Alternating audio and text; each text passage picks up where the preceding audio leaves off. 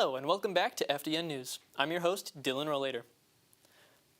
Our top story tonight, a normal chapel service at Asbury University unexpectedly grew into a revival receiving international attention. FDN's Sadie Sondag experienced the revival down in Wilmore, Kentucky. She joins us live in the studio with the story. Thank you, Dylan. After hearing about the revival, Huntington University sent a bus of 45 students to Asbury last week. It's something that many of them will never forget.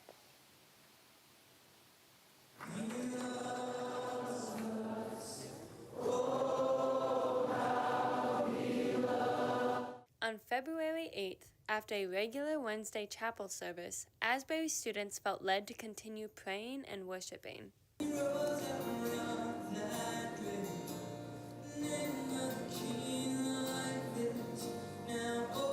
Other universities heard about the never-ending chapel service through social media and wanted to experience it. Soon, they had to expand the services into 3 different buildings because of the number of people coming to Asbury. This is Hughes Auditorium. This is like Asbury University's chapel, and this is kind of where everything started. And eventually it got so full, which is a blessing, but just like for safety and everything, we had to move some people to other buildings. So the seminary across the street has opened, Estes Chapel and McKenna Chapel. They're live streaming into those specific places so that people can still hear what's going on and still worship together and pray together. When Huntington heard about the revival, the university invited students to sign up for a day trip to Asbury. Holy Spirit, you are welcome here. This morning as we rub sleep from our eyes and Last week, 45 students rode the 5 hours to Kentucky. It was really cool. I kind of went in without any expectations because I just didn't know what to expect. Not only did the students get to be a part of a historical event, they also experienced worship in a powerful way they will never forget. I know, it was just really wild, and I definitely felt touched by the Holy Spirit and filled by Him, so it was really cool. According to Asbury, this week will be the last week of the public outpouring services. Today, services held in Hughes Auditorium were reserved for students ranging from the ages of 16 to 25 years old. The last public worship service on Asbury's campus will be Friday, but the regular chapel services will be live streamed at 10 a.m. on Mondays, Wednesdays, and Fridays. Live in the newsroom, Sadie Sondag, FDN News. A big name in Christian music is coming to HU.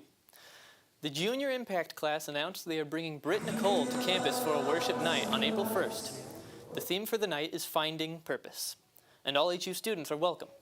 The special worship night starts at 7 p.m. in the upper level of the hub. Not only do they want to create a unique worship environment, but they also want to film it in a non-traditional way.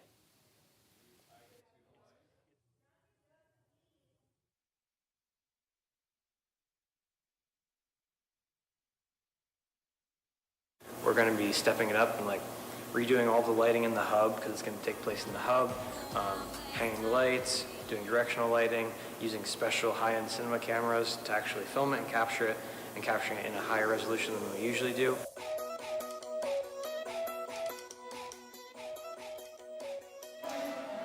Check out the Forrester Digital Network Facebook and Instagram pages for ways to get your tickets. HU's Troublemakers spread some love by delivering Valentine grams to campus. The Troublemakers are the university's men's a cappella group. You may have noticed them last week in the hub in DC selling the grams.